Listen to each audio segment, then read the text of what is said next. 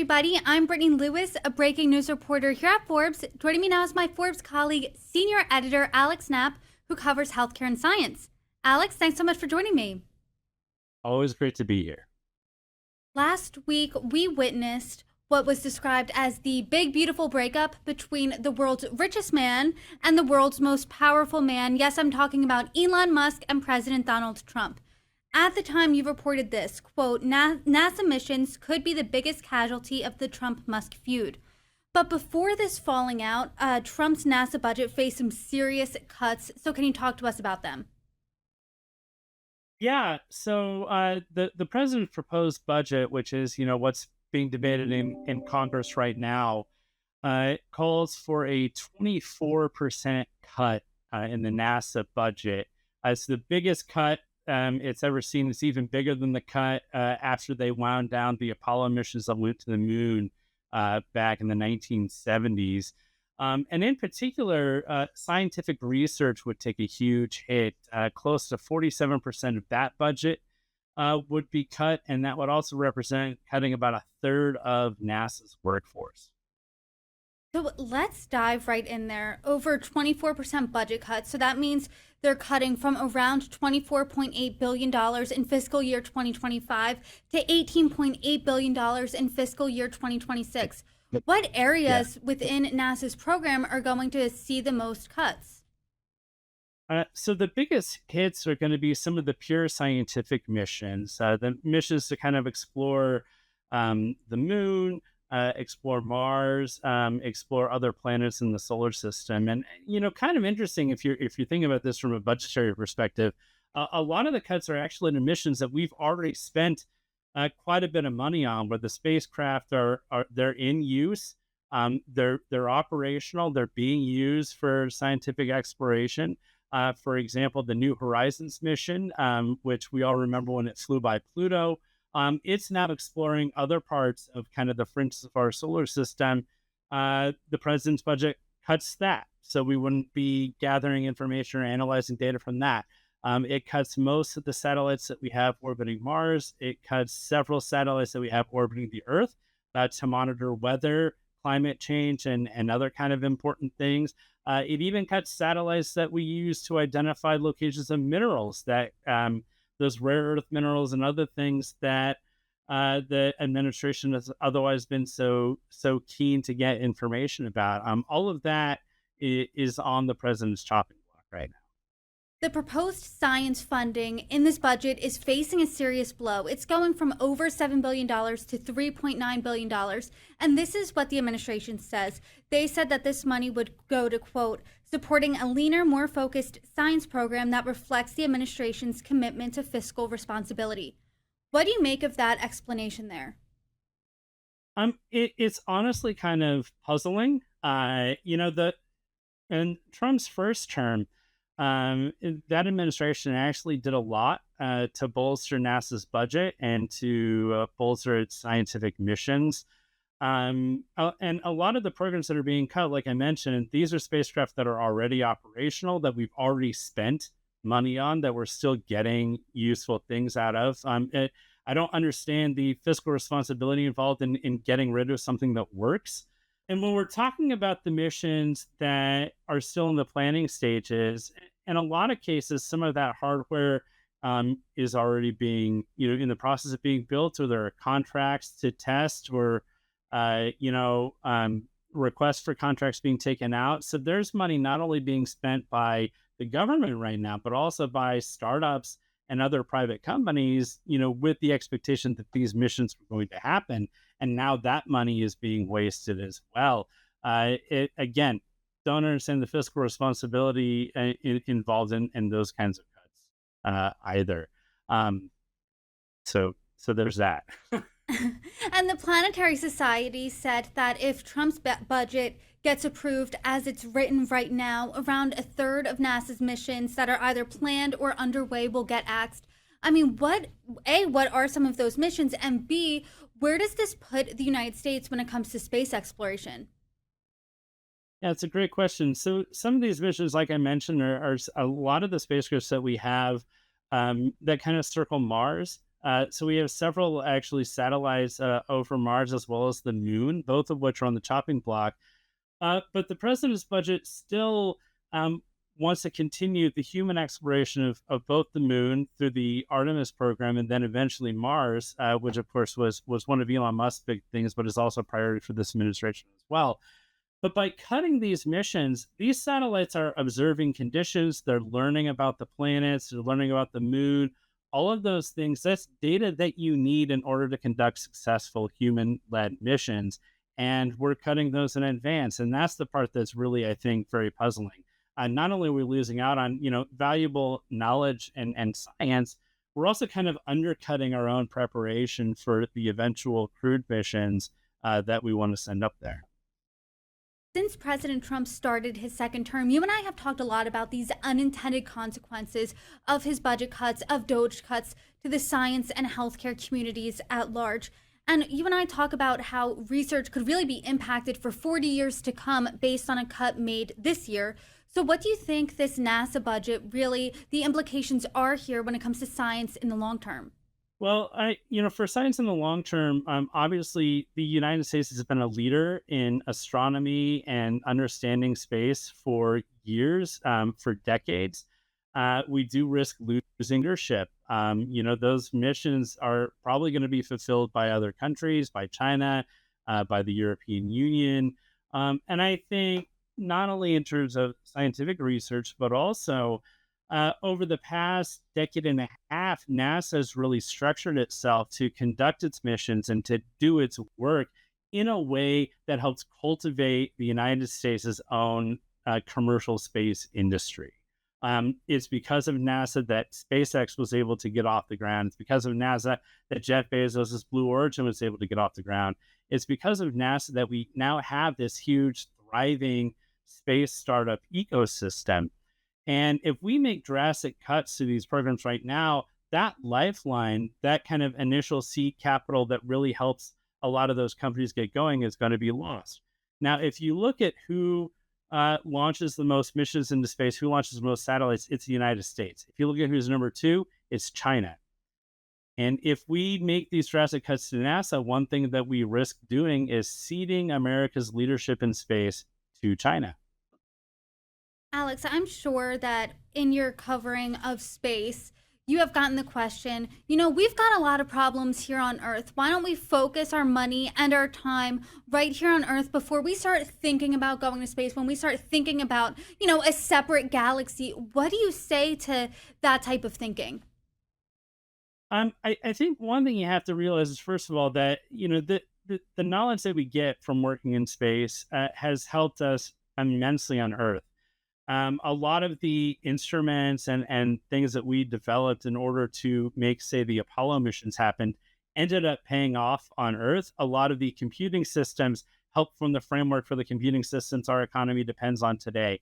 If you think about like medical systems for monitoring, heart rate, pulse, respiration, all of those things that you'll see in a hospital when somebody is in the intensive care unit, a lot of that underlying technology was developed for astronauts and developed for the space system.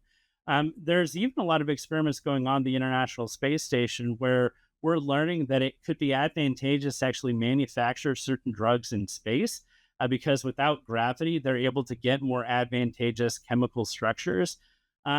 We are missing out on potential new cures for disease if we end up cutting some of these science missions. And now NASA's facing potentially another wrinkle when it comes to a feud between Elon Musk and President Donald Trump. And that feud seems to have cooled off for now. But what's the issue there? Well, I think one of the biggest issues here is that one of the things that President Trump had said on Thursday when the social media war had really gotten hot and heavy is that, the government can save money by cutting its contracts to Elon Musk. And of course, SpaceX has billions of dollars worth of contracts to launch NASA missions and to launch national defense missions. The thing is that NASA really heavily relies on SpaceX. It's one of its workhorses for getting spaceships. First of all, it's the only American company right now that can send astronauts to the International Space Station. It sends most of the cargo to the International Space Station, although Northrop Grumman does do a little bit of cargo delivery as well. But even at that, Northrop Grumman's last three cargo missions went up on SpaceX rockets. So SpaceX is still a major launch provider for them. And the reality is, at this point, SpaceX needed NASA to get off the ground, but SpaceX doesn't actually need NASA anymore to stay in business. It's the government contracts at this point are actually more important to the government than they are for SpaceX continuing to make money, because they're actually making most of their money now through providing satellite internet through Starlink. And so, to that point, NASA needs SpaceX, SpaceX not so much needing NASA. And in response to President Trump posting that the easiest way to save money in our budget, billions and billions of dollars, is to terminate Elon's governmental subsidies and contracts, Elon Musk tweeted that, quote, in light of the president's statement about cancellation of my government contracts, SpaceX will begin decommissioning its Dragon spacecraft immediately. Then he walked that back and said, never mind. But what do you make of, where they left things off, and what does that really mean for the future of NASA? I mean, I think it puts a lot more uncertainty into the future of NASA. The Dragon spacecraft is what delivers crew and cargo to the International Space Station. It also delivers, SpaceX has actually done several private missions where a company named Axiom Space has paid for private missions. They actually have one of those missions coming up where they go to the International Space Station, and that's actually something of a revenue generator for NASA as well. And so without Dragon, NASA would once again be reliant on Russia to deliver crew and cargo to the International Space Station until such time as Boeing can get its Starliner spaceship up and running, which the timeline for that is very unclear at the moment. And so, when you're looking at this and when you're thinking about our conversation here, what do you think is the biggest threat to the future of NASA? This feud between Elon Musk and President Trump that's seemingly cooled for now. I mean, who knows? We haven't checked X in 10 minutes. That could have heated up in this conversation. Or do you think it is President Trump's budget, his historic NASA budget, that's slashing the funding to the agency that they haven't seen really ever? Yeah, it's an interesting question. On paper, I would say probably the budget. Although there's been significant pushback against that budget in Congress. Ted Cruz, senator from Texas, said that he thinks the budget should be increased for NASA, and there's been pushback from other senators as well. So I think it's a really open question over how many of these cuts will actually come to pass once the bill makes it through Congress. We'll kind of see how that goes. And there's still a lot of work to be done there. I think if the Trump-Musk feud were to heat up again and Musk really did decide to, take his toys and go home, that could really deal an immediate severe blow to NASA. Because right now, although there are competitors for SpaceX, there's nobody who can really deliver those NASA missions at the same cadence and with the same level of reliability that SpaceX can. And so you'd be left, NASA, I think, would be facing delays, probably end up spending more on missions than it had otherwise planned to. So it'd be more expensive. You'd see delays, and you'd probably see other kind of longer term implications down the road.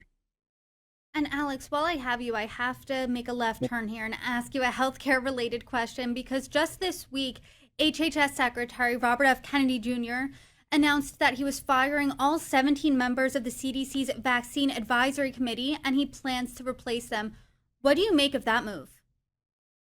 It is really unprecedented. The members of this committee typically serve, 4-year terms.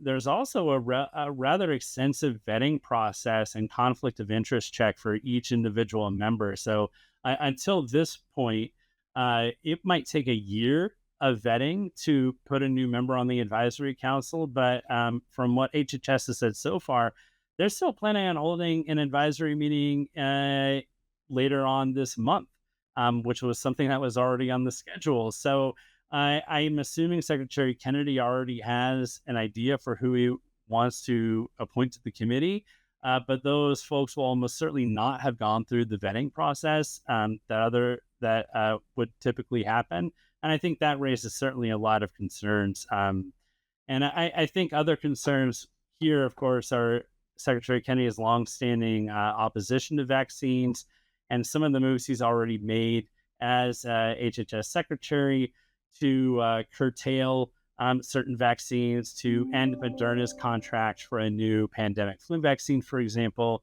and to cut the recommendations for the new COVID vaccines beyond what the initial advisory committee and the FDA had recommended. And I want to read what Secretary Kennedy said about this shakeup. This is what he said, quote, "We are prioritizing the restoration of public trust above any specific pro or anti-vaccine agenda. The public must know that unbiased science, evaluated through a transparent process and insulated from conflicts of interest, guides the recommendations of our health agencies." What do you make of that? Is there any evidence that this committee in particular was pushing an agenda? I mean, was biased in any way? What does that look like?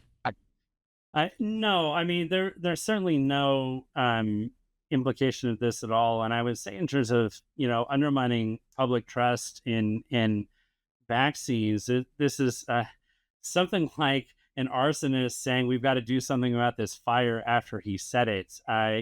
Secretary Kennedy for over a decade has been spreading misinformation about vaccines and conspiracy theories about vaccinations. So if you're looking to see where the public trust is being undermined, I mean, he and his allies have a lot to do with that. And I think a sweeping measure of this nature is only going to raise distrust in the CDC. It's going to raise distrust in the recommendations of that advisory committee. I think what you may see is you may see physicians associations start to ignore the CDC's recommendations and maybe not follow them. This is already the case. At least one pharmacy group has said that it won't be following the CDC's recommendation when it comes to administering vaccines to pregnant women.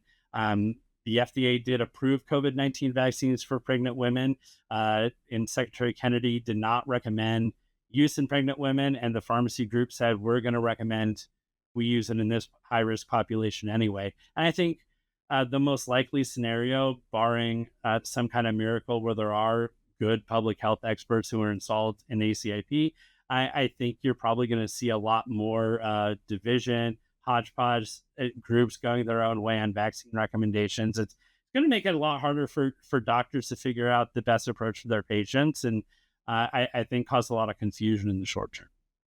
And I can imagine it would cause some confusion to patients as well, seeing, hey, the CDC saying one thing, a pharmacy group saying another. Who do I listen to? Who should I trust with my health in this situation? I mean, have you ever seen an instance where a pharmacy group is saying, you know what, we're not really going to follow the CDC guidelines here? It's incredibly unusual. I personally can't think of a precedent.